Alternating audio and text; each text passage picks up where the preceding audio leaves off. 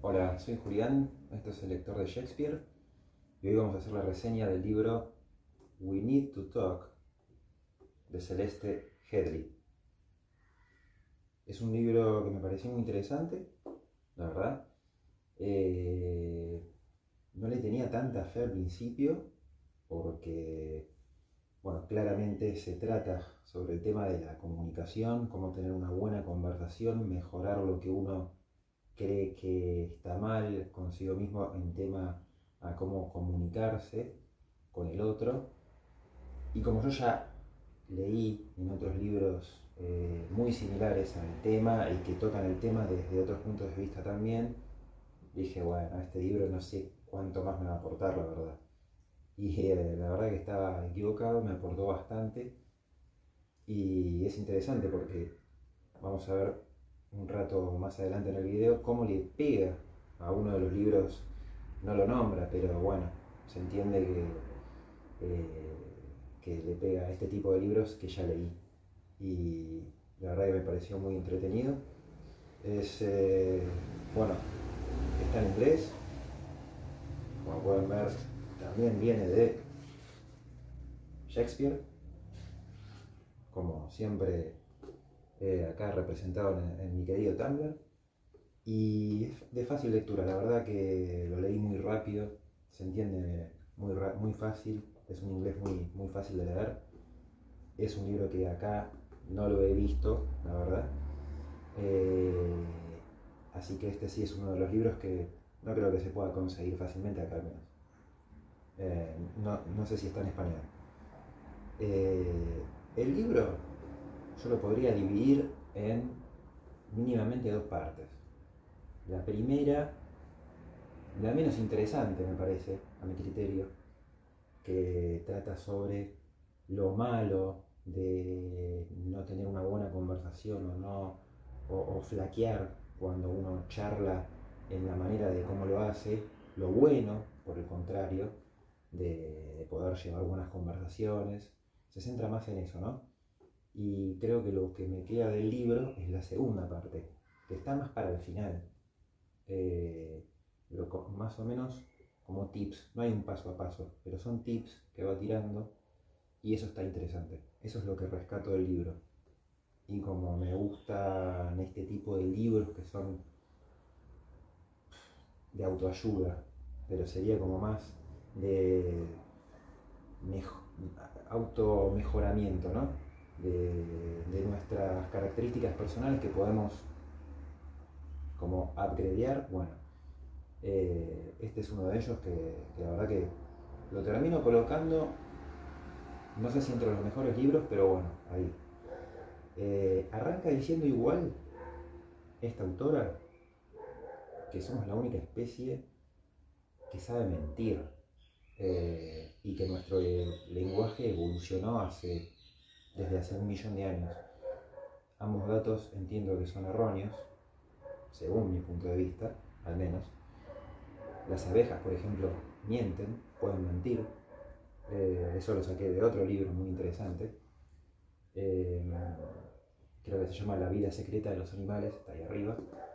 Y, por ejemplo, las abejas pueden mentir a otras abejas mediante una danza que ellas indican dónde encontraron comida cuando en realidad no encontraron nada. ¿Por qué lo hacen? No se sabe mucho, pero bueno, es para como quizás una de las teorías es que porque quieren hacer creer que estuvieron trabajando y al final no hicieron nada. Pero bueno, no somos la única especie que sabe mentir o que miente y tampoco desarrollamos el lenguaje hace 1 millón de años. Según por ejemplo el libro Sapiens de Harari, que ese sí lo pueden conseguir en todas las librerías de acá, como humanos, Homo sapiens como tal, estamos, no me acuerdo, 200.000 años, una cosa así. 1 millón será en todo caso nuestros parientes lejanos, primates que ya no tienen nada que ver con nosotros, nada que ver en el sentido burdo, así, más allá de que sean primates y nosotros descendemos de ahí. Entonces hay cosas, ¿por qué digo esto? Hay cosas en que No es que digo, este autor, este escritor, le está pifiando en este dato, le está pifiando en este otro. No, ya está, no le creo nada a lo que dice. He aprendido con el correr del tiempo, con el correr de los libros que leí, que tengo que tomar, sobre todo en estos libros de mal llamados autoayuda, o que te informan sobre un tema en específico, en concentrarme en ese tema del que están hablando y no darle pelota a otros temas que tocan, que no tienen mucho que ver, o que tienen que ver pero de una manera indirecta. Generalmente son personas que se especializan en un tema en concreto y en eso es lo que me importa, pero después otras cuestiones hay que saber aprender a diferenciar y a separar, ¿no? Lo bueno de lo malo, tener criterio propio y decir, bueno, acá capaz no comparto o creo que le está errando, pero no por eso el libro es una basura. ¿Qué es lo que me pasó acá en realidad? Y ya para meternos en el tema de la primera parte del libro, eh, habla por ejemplo cómo la mala comunicación afecta por ejemplo hoy en día a las empresas. Muchos, y seguramente muchas personas que puedan llegar a ver este video con este ejemplo se puedan llegar a sentir identificadas, tuvieron jefes que no supieron ser buenos líderes y se comunicaron mal, de mala manera con los empleados. Y eso hace que se genere un mal ambiente, no se entiendan, haya malentendidos con respecto a las tareas a realizar, y los empleados se terminen yendo o siendo despedidos, todo porque por mala comunicación. Y acá explica que, al menos en lo que es Estados Unidos, despedir a un empleado, a la empresa le sale un 20% del salario anual de esa persona, lo cual es caro también para una empresa que haya mala comunicación. Y también, bueno, cosas que se deben replicar también en Argentina, por ejemplo, en este caso, es en los hospitales, cuando los médicos realizan mala praxis o por temas, bueno, en realidad por mala comunicación entre médico-paciente, haya malentendido justamente y deriven hasta muertes, que son un montón, al menos lo que es en Estados Unidos, y me imagino que acá debe haber también. Todos vimos con médicos que capaz no te escuchan, o decís, no, me estás recetando algo que no, yo sé que no es eso lo que tengo que hacer. Y el tema, bueno, de la comunicación, eso es para demostrar que afecta en todos los ámbitos del día a día, desde las charlas de ascensor con tus compañeros de trabajo o el vecino, hasta temas profesionales y que te afectan a vos en el día a día, yendo al médico o con quien fuere, si tenés una discusión con alguien, familia o no. Por eso el libro es tan interesante. Y después sigue con el tema del mundo más empresarial. Explica, por ejemplo, cómo un buen vendedor es alguien que sabe escuchar, no alguien que habla mucho. Es más, las personas que son buenas hablando, capaz, no necesariamente son buenas escuchando. Y bueno, ahí me siento identificado. Casualmente, hoy en día trabajo como vendedor. Soy bueno, la verdad, objetivamente hablando, y soy bueno escuchando. Más bueno escuchando diría que hablando. Y bueno, dato de color ahí. Y me siento identificado por eso. Pero también da el ejemplo, o la data, la estadística de que las personas inteligentes, entre comillas, se refiere más a la inteligencia que uno puede considerar más mainstream, como un ingeniero, ¿no? Ese tipo de inteligencia. eh, las personas inteligentes no son buenas o escuchando o hablando, comunicándose, o las dos, ninguna de las dos. Y eso también me ha pasado puntualmente, me sentí identificado porque tuve un amigo ingeniero y la verdad que era, ¿cómo decirlo? En términos que no generen una eliminación de un castigo por parte de YouTube. No, era muy difícil poder hablar con esa persona a veces ciertos temas como discutir algo, podía ser de fútbol incluso, cosas tontas, que no se podía discutir con esa persona, no se podía hablar, había una barrera en la comunicación. Por ejemplo, a esa persona le costaba mucho el tema de hablar, escuchar, no sé, pero entiendo a lo que va el libro. Pero es un tipo de inteligencia al que se refiere. Yo hoy por hoy entiendo que hay bastantes tipos de inteligencia. Por ejemplo, yo me considero que soy inteligente en los idiomas, o en el aprendizaje de idiomas, o en el habla, ¿no? También de los idiomas. Pero al mismo tiempo me considero un buen vendedor en mi trabajo, alguien que sabe escuchar. Pero esto lo adquirí no solo por mi característica introvertida, pero en realidad por el haber leído bastante este tipo de libros, he escuchado podcasts relacionados, fui como puliendo ciertas cosas a mejorar. Y, y está bueno. Entonces, está bueno a la hora de conversar, quiero decir. Pero entonces me siento identificado con este tipo de ejemplos que da al principio del libro. Y puedo dar fe de que, bueno, es así. Hay como estadística que respalda a lo que ella está diciendo. Después, eh,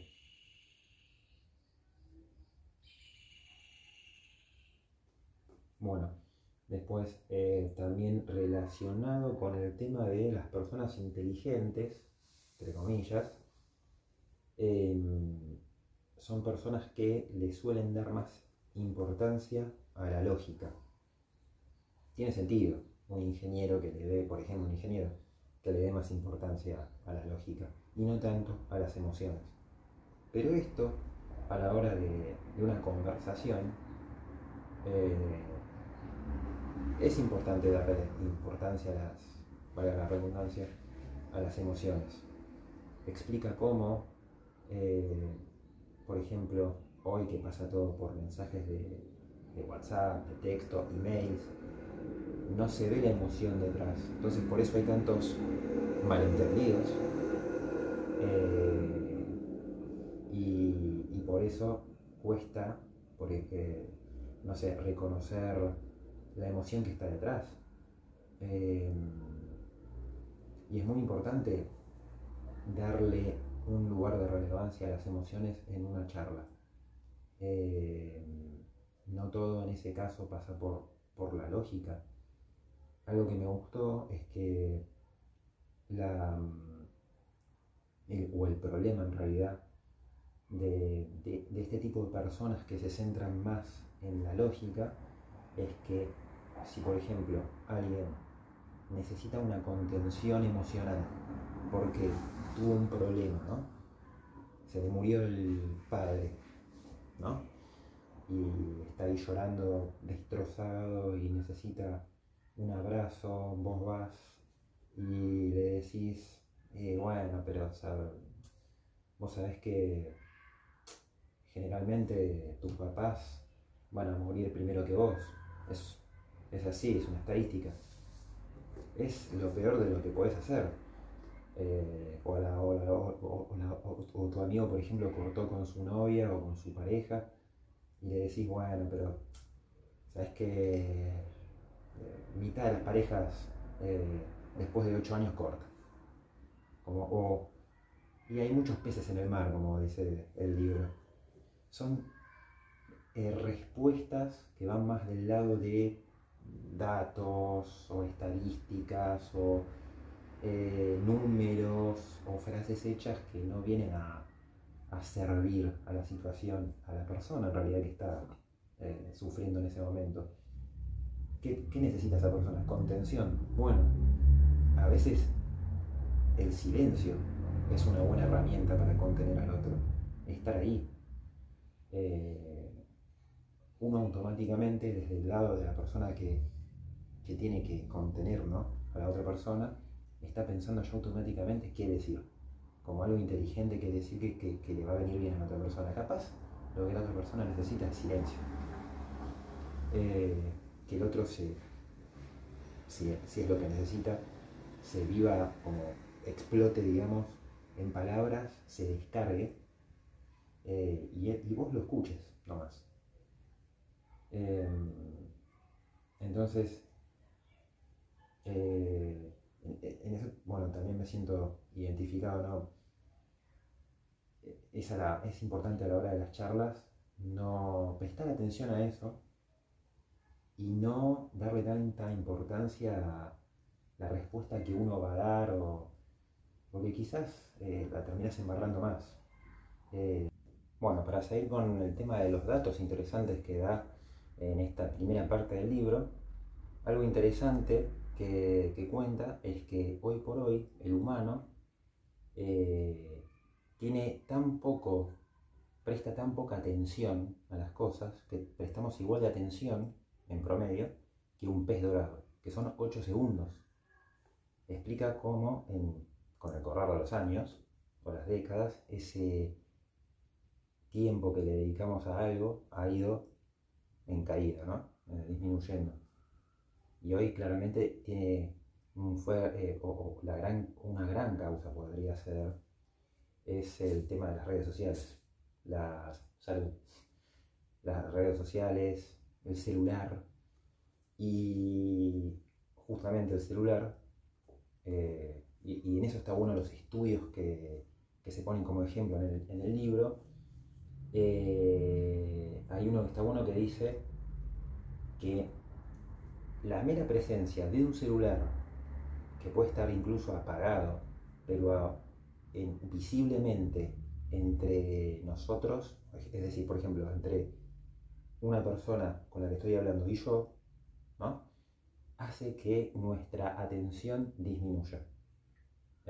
Más aún si el celular está prendido, pero uno no lo toca, pero la atención disminuye ya con la mera presencia de un celular.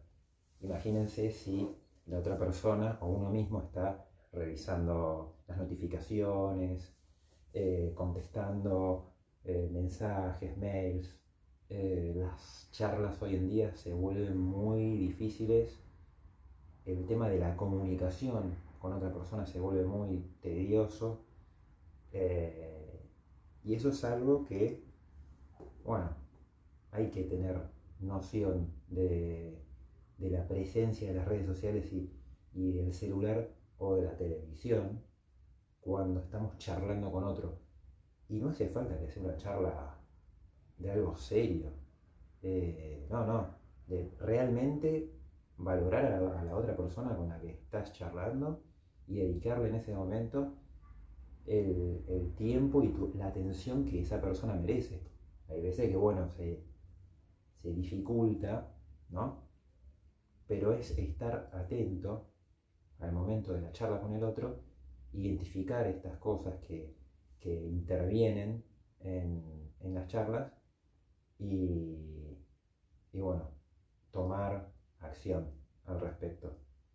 Ahí ya a partir de eso entra la segunda parte del libro, que me parece mucho más interesante, que como dije no son pautas a seguir, 1, 2, 3, no, son tips medio random que tira. Los tengo acá anotados porque son un montón. Y por ejemplo, uno es, en una charla seria, es decir, en una charla, me imagino más en un contexto sobre todo laboral,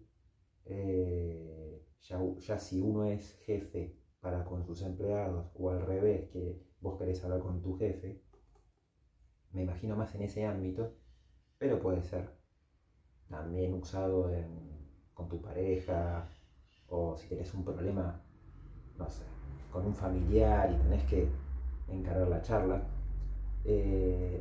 Bueno, en una charla seria, decir las expectativas que tiene uno antes de que comience la charla, decir qué es lo que uno espera. Un ejemplo en realidad podría ser más visible, jefe empleado, que el jefe le diga, bueno, antes de comenzar la charla, no sé, que te quería expresar que lo que yo quiero como el objetivo que tengo de esta charla sería que podamos tener una mejor comunicación, que nos llevemos mejor, no sé, algo puntual, porque lo que explica acá es que generalmente las personas en este tipo de conversaciones de las que se espera que se logre algo, no se dice lo que se quiere lograr. Solamente a veces se tiran palos o indirectas esperando que la otra persona modifique una conducta y no se habla realmente de lo que se quiere conseguir. Entonces eso es muy importante. Otro tip, reconocer, claro, nuestros prejuicios a la hora de estar hablando con alguien. Nuestros prejuicios que tenemos sobre esa persona. Y explica que todos los tenemos, todos. No hay forma de escaparle a los prejuicios. Es automático, es natural en el ser humano. Nos puede llegar a pasar sobre todo en ambientes laborales donde convivimos con otras personas que la verdad son diferentes, como no las elegimos, son realmente diferentes quizás a nosotros, tienen pensamientos con respecto, por ejemplo, a la política o a quizás cuestiones éticas o morales o de otra índole que son distintas a las que tenemos nosotros, y quizás por ese tipo de diferencias, lo que nos separa, ya categorizamos a esa persona como que no sabe nada de nada. Entonces eso hay que identificar los prejuicios que tenemos, hay que estar atentos al estar hablando con la otra persona, qué prejuicios tenemos de esa persona, ya sea basados en la racionalidad o no, en datos concretos o no, pero prejuicios al fin, y distinguir esos prejuicios de lo que estamos charlando, ¿no? Quizás la otra persona nos explica Celeste Headley que esa persona nos puede llegar a aportar algo que nos sea útil, que quizás no sabíamos, algo interesante, no necesariamente tiene que ser algo útil, sino algo interesante, y no necesariamente porque la otra persona haya votado a un candidato a presidente que nosotros defenestramos, quiere decir que esa persona no sabe nada de nada o que no nos podemos llevar bien. Por eso, bueno, como es un libro de Estados Unidos, habla mucho del tema de la polarización a nivel sociedad en cuanto a las personas que votan a un partido con respecto a las personas que votaron a otro. Y acá en Argentina al menos se puede ver un montón eso. Familias divididas que no se pueden ver, no pueden charlar por diferencias de valores en parte, pero de candidatos sobre todo.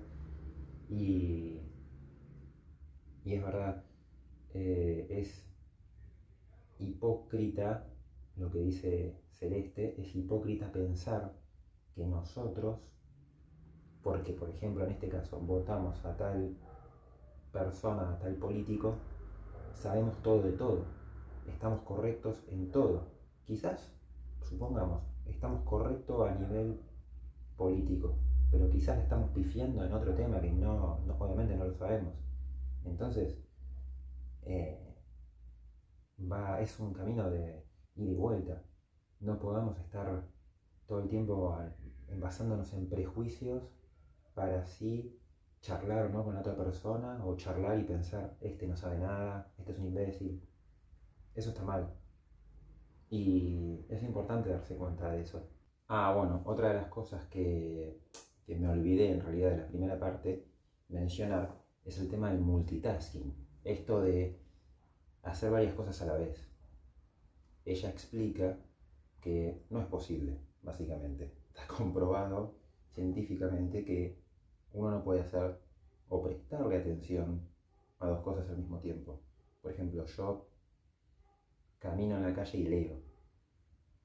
Lo hago, las dos cosas, al mismo tiempo. Pero la atención que le presto a uno o al otro, me di cuenta que es verdad. O estoy prestando atención exactamente a por dónde piso o a lo que estoy leyendo.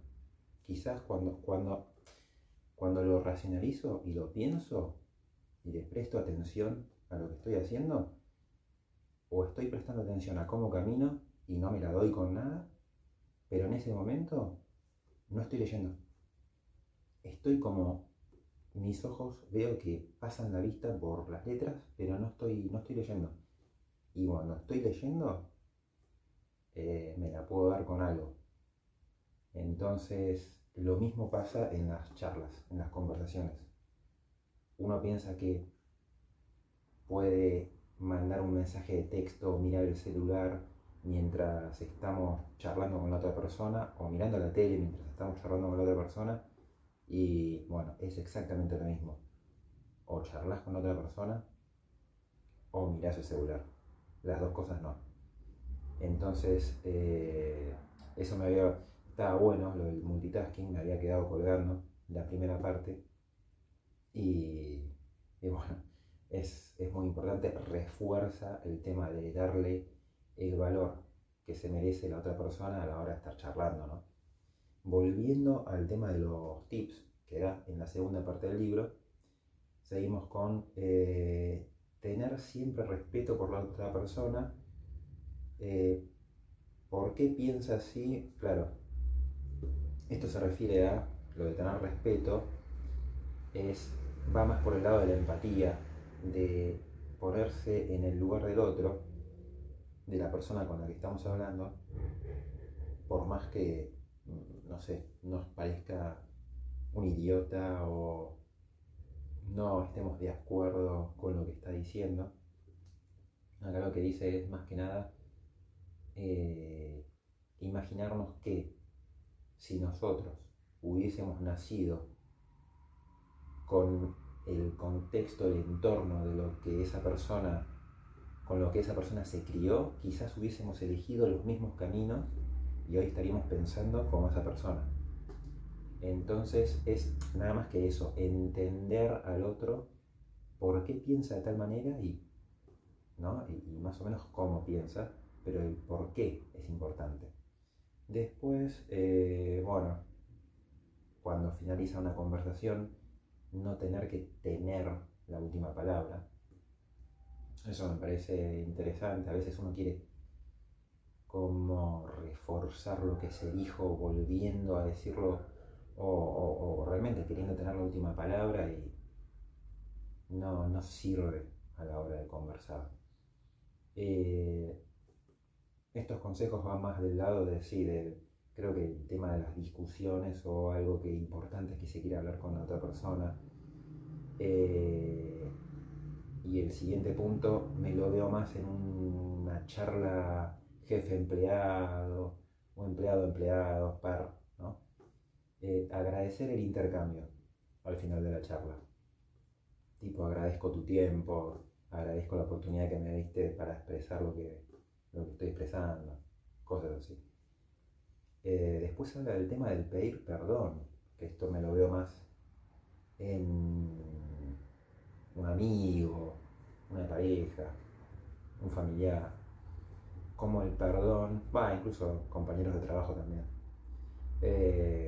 como el hecho de pedir perdón, que al menos la escritora dio un ejemplo personal de que ha pedido perdón sin estar de acuerdo de que tenía que pedir perdón, pero el hecho de que pidiera perdón hizo que la otra persona se sintiera como de repente bajara la guardia, ¿no? Y lo que explica del hecho de pedir perdón es que a uno, la persona que pide perdón, lo posiciona desde un lado donde vos no estás atacando al otro. Para llegar a pedir perdón te pusiste obligatoriamente en el lugar del otro para entender qué es lo que la otra persona piensa y cómo se siente. Tuviste que tener humildad para poder pedir perdón y reconocer un error entonces, y querer acercarte a la otra persona para arreglar la situación. Entonces la otra persona automáticamente, y esto está bueno porque comenta un estudio que lo demuestra a través de resonancia magnética, etc., automáticamente la persona baja la guardia, se deja estar en la defensiva para estar más cercano, ¿no? Y es como que de repente hay unas barreras invisibles que se derribaron al pedir perdón. La verdad que me gustó eso. Es una herramienta que no digo que haya que pedir perdón cuando uno no lo siente, o bueno, es algo como muy puntual, me parece. Pero está bueno los estudios sobre todo que están detrás de cada tip que da. Bueno, y siguiendo con la última parte del libro, después en un momento se mete entre las diferencias, como había dicho al principio, entre lo que dice este libro y lo que dice este otro. Este le pega un palo a este. Este lo leí, Missing Each Other, en época de pandemia. Fue el primer libro que leí de este tipo, relacionado al tema de las conversaciones, el tema de hablar. Y en su momento a mí me había gustado. Es más, a estos autores los saqué del mismo podcast, el de Darin Olin.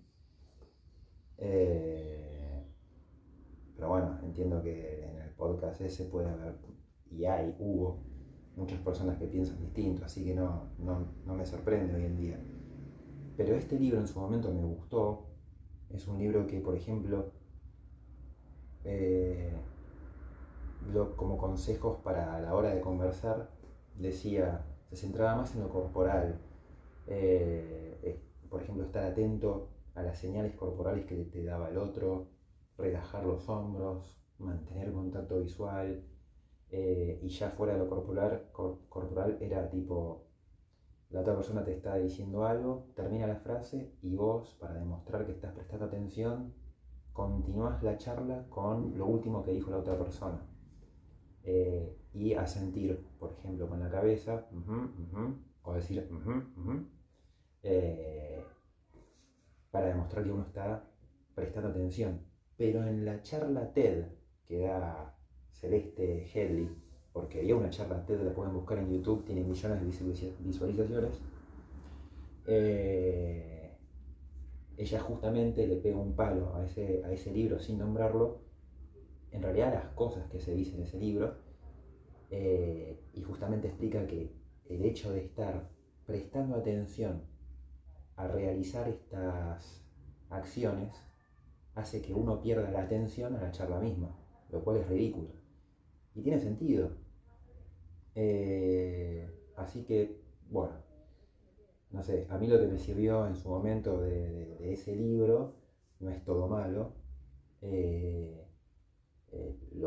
Pude aplicarlo en las conversaciones, me parece, pero este me parece que le gana y bueno, es un libro que Celeste Headlee es una periodista, entonces, si bien todo es basado, como se vio en varios ejemplos, en estudios científicos, con data precisa, concreta, ella se centra más también en lo emocional. Y bueno, el de Missing Each Other está escrito por un neurocientífico. Bueno, volviendo a lo que nos compete en este video, este es el video con mayor interrupciones que tuve desde que empecé con este canal. Ese fue el camión de la basura. Perdí el hilo de lo que estaba diciendo, pero bueno, siguiendo con la segunda y última parte del libro, volviendo al tema de los tips, dice, tips o en realidad saber reconocer lo que está mal, ¿no? Cuando alguien nos habla, solemos volver la charla hacia nosotros mismos y a veces puede ser de forma pasiva. A veces de forma pasiva reclamamos el control de la conversación y sin darnos cuenta. Un ejemplo concreto que lo saqué literal del libro es, por ejemplo, yo estoy hablando con otra persona y yo le digo a la otra persona, che, fui al cine a ver esta película. Ah, mirá, sí, hace un montón de años que tenía ganas de verla, está muy buena.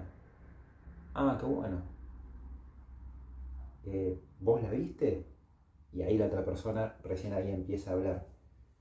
No, no, la verdad que leí el libro, no la película, y la verdad que no me gustó nada. Y empieza a hablar un montón. Bueno, esa es una manera eh, sutil de pasivamente tomar las riendas de la conversación. Y en el caso del que habla, al principio, de ceder el control, sin que nos demos cuenta.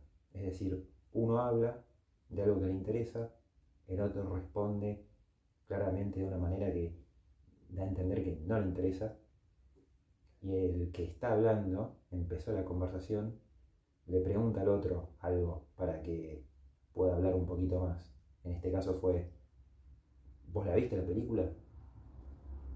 Y la otra persona, como se le entregó el poder, el control de la conversación, ahí recién tuvo ganas de hablar y de explayarse un poco más.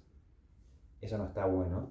Hay que interesarse por el otro, mismo si no te interesa lo que está diciendo la otra persona, pero es una cuestión de que vos sabés que a la otra persona le interesa eso, bueno, interesarse por el otro, porque si no, una charla no es nada más hablar de lo que a mí me interesa, el turno le toca al otro, esa persona habla de lo que le interesa, y es un intercambio, no es una charla, es un intercambio de palabras.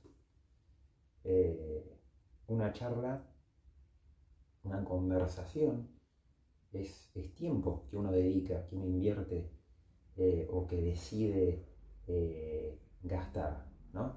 Entonces tiene que ser importante, por más que sea, no sé, una charla, la típica charla de ascensor, bueno, hay excepciones a la regla, ¿no? Si literalmente es hablar del clima en un ascensor, bueno, no pasa nada. Los dos saben que se está hablando por hablar. Pero por ejemplo, no sé, con un compañero de trabajo, mismo con un amigo, hay que interesarse por el otro y no siempre hablar de uno mismo, por más que no te interese lo que el otro esté contando en realidad. Después habla, por ejemplo, de que nuestras emociones alteran la experiencia del otro. Por ejemplo, un ejemplo que le pasó a ella fue que tenía una compañera, una amiga, no sé, que se le había muerto la madre, no, el padre. Y, y ella, bueno, la fue a consolar y le dijo, ah, ¿sabes qué? Bueno, a mí me pasó lo mismo. Se me murió mi papá pero cuando yo tenía 5 años, así que te reentiendo. Y la amiga la miró con cara de odio, con bronca, y dijo, pero no, no, se recalentó y le dijo, no, ¿cómo me vas a decir eso? Vos no me entendés a mí. A mí mi papá se me murió ahora, cuando yo tengo, no sé, 30 y pico de años, y a vos se te murió cuando vos tenías 5, no entendés nada. Y es así, nuestras experiencias, por más que sean muy similares, no son iguales. La otra persona no la vive de la misma manera. Sea algo trivial o no. Nosotros, dos personas ven una película, a uno le gusta, a otro no. Y está bien que así sea. Entonces, a mí se me muere un hijo, a vos también, Y yo te puedo llegar a decir, y la verdad que te entiendo, pero hasta ahí en realidad. No sabemos lo que el otro realmente, cómo vive esa situación. Eh, entonces realmente hay que tener cuidado a la hora de decir, entiendo por lo que estás pasando. Por el mero hecho de decir entiendo por lo que estás pasando. Como dije antes, es mejor a veces acompañar desde el silencio, dejar que el otro se explaye y saque lo que tiene adentro. A veces sí sirve dar consejos y contar nuestras propias experiencias, sí, pero es el menor de los casos. En la mayoría de los casos no hay que volver la charla hacia nosotros. Porque está comprobado, bueno, es una estadística de que saca el libro, pero que en el 60% de los casos hablamos de nosotros mismos. El otro porcentaje restante se habla de una persona que no está, de un tercero. Entonces, las conversaciones se vuelven muy, no sé, muy poco personales, muy desinteresadas por el otro con el que estamos hablando. Y volviendo con el tema de cómo las emociones nuestras afectan las experiencias del otro, bueno, acá explica que nuestro cerebro, cuando nos cuentan algo, nuestro cerebro automáticamente busca una experiencia similar que hayamos tenido para poder entender lo que el otro nos está contando. Lo que no está mal, no está mal. Eso pasa automáticamente, no es algo que podamos controlar. El tema es que cuando eso sucede, tenemos que entender que nuestras experiencias, como dije antes, no son las mismas. Por ejemplo, acá el ejemplo de alguien nos dice, estoy re mal porque ayer me corté la mano con un vidrio y estoy re preocupado. Vos automáticamente, tu cerebro busca el momento que te haya pasado algo similar y capaz te cortaste, pero no con un vidrio, te pinchaste feo con un alfiler, no sé, y no te dolió tanto y es como que automáticamente lo que te va a salir de manera natural es pensar, che, no es para tanto igual. Entonces, ojo con eso, ojo también con el tema de, por ejemplo, alguien nos puede contar algo, contentos, algo positivo, y si nosotros estamos tristes o mal o para abajo, lo vamos a minimizar. Y al revés también, si alguien nos cuenta algo feo, algo malo que les pasó y nosotros estamos para arriba, contentos, también lo vamos a minimizar en el otro sentido. Eso también está relacionado y lo explica de que la gente más humilde económicamente son las personas por lo general más empáticas, que pueden realmente entender por lo que el otro está pasando, sentir más compasión también. En cambio, las personas que, educación o no mediante, pero con un buen pasar económico, les cuesta sentir empatía con personas que no la están pasando bien, por ejemplo. Y es re loco eso. Y después vamos a ver, a los tips, se podría decir, como para ir terminando el video y este libro, a la hora de conversar. Por ejemplo, dice, hay que ser breve y directo. Las personas, como se dijo, cada vez prestan menos atención y en una conversación, más o menos, la otra persona que está escuchándonos presta atención hasta 40 segundos. Es decir, tenemos 40 segundos más o menos para decir lo más importante. Porque por lo general, la otra persona después de los 40 segundos se fue. Automáticamente vos pensás cuando estés en una conversación con alguien que después de unos segundos te vas a haber ido automáticamente. Vas a estar pensando en algo que sea similar, que te haya pasado a vos, o en otra cosa que no tenga nada que ver. Y vos también tenés que reconocer eso en el otro cuando vos estás charlando. Si el otro se fue, lo podés ver un poco, eso te podés dar cuenta. Y por eso conviene ser breve, directo, no darle importancia a los detalles tipo, no, es que me pasó tal cosa en el 2007, no, perdón, ¿habrá sido 2008? No, no importa eso. Eh, no, no es para nada importante ese tipo de detalles. Detalles que realmente no sean importantes, sacarlos de la charla. Eh, Todo lo que sea fechas, etcétera, no viene al caso, salvo que realmente justo sea lo más importante, ¿no? Pero en general no. Después, no repetirse, no repetir las cosas. Esto va más a la hora de, me lo veo más entre pareja, madre a hijo, o padres con un hijo. Eh, a la hora de retarlos, o de un jefe con un empleado, como repetir la misma consigna o lo que se quiere bajar línea varias veces en la misma charla, digamos. Acá explican que con una vez es suficiente, más de una vez el que lo va a captar es uno, no el otro, al que se le quiere hacer captar la idea. No hay que repetir las cosas. Con una vez está. En todo caso dice que si es necesario repetir, porque depende del caso, dejar pasar un tiempo entre cada vez que se lo hace. Pero en la misma charla, una vez. Después, por ejemplo, si el otro nos está diciendo algo eh, brusco o ya es un debate caliente, tomarse literal 2 segundos para responder. Cuando uno se toma ese tiempo, está reconociendo que escuchó al otro. Si vos respondés automáticamente, está comprobado que la respuesta ya la venías pensando a la mitad de la frase o de lo que estaba diciendo el otro. Es decir, la otra mitad dejaste de escuchar para concentrarte en lo que vos ibas a responder. Y a vos no te gustaría que te hagan eso. Entonces vos tenés que dar el ejemplo con las acciones. Tomate 2 segundos, responde.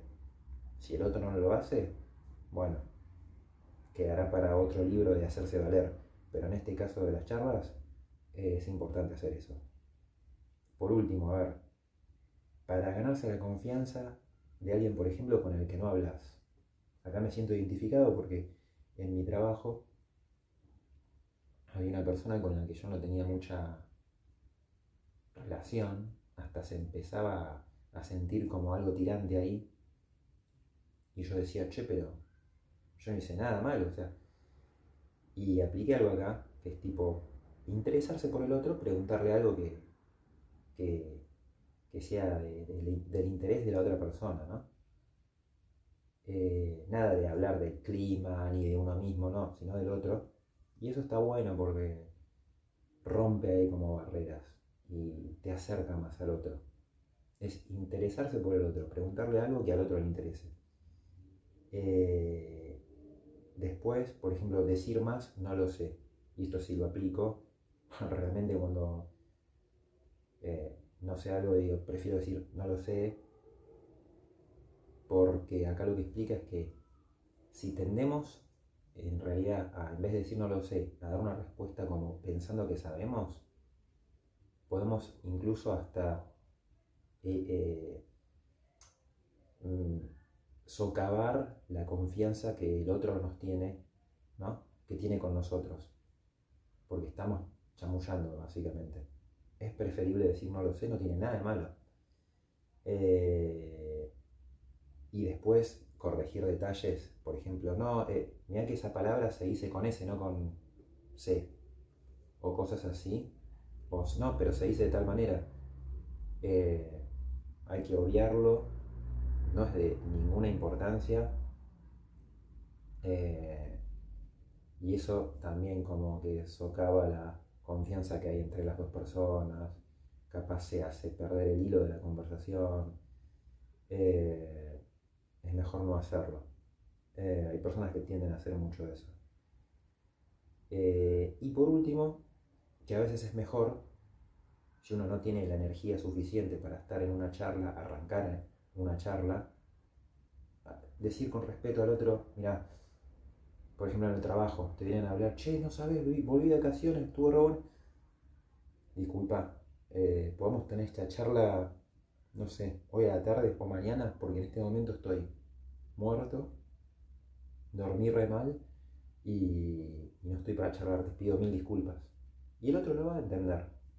Eh, Tendría que entenderlo, pero es una buena manera, de manera respetuosa, de decir, en este momento no te puedo prestar atención, que es de lo que básicamente el libro se trata, pero te prometo después, cuando esté recuperado, charlamos. Y básicamente, bueno, como ven, hay un montón de tips que me parecen interesantes ir aplicando, siendo conscientes a la hora de charlar qué es lo que estamos haciendo mal. Y bueno, en resumen me gustó este libro, lo recomiendo. Si lo leyeron, comenten ahí. Si leyeron alguno similar, porque hay una banda de libros que hablan de este tema, también comenten. ¿Qué otro recomiendan? ¿Y qué otro libro les gustaría del que yo haga una reseña, ¿no? Así que bueno, espero que les haya gustado y nos vemos en la próxima reseña. Chao.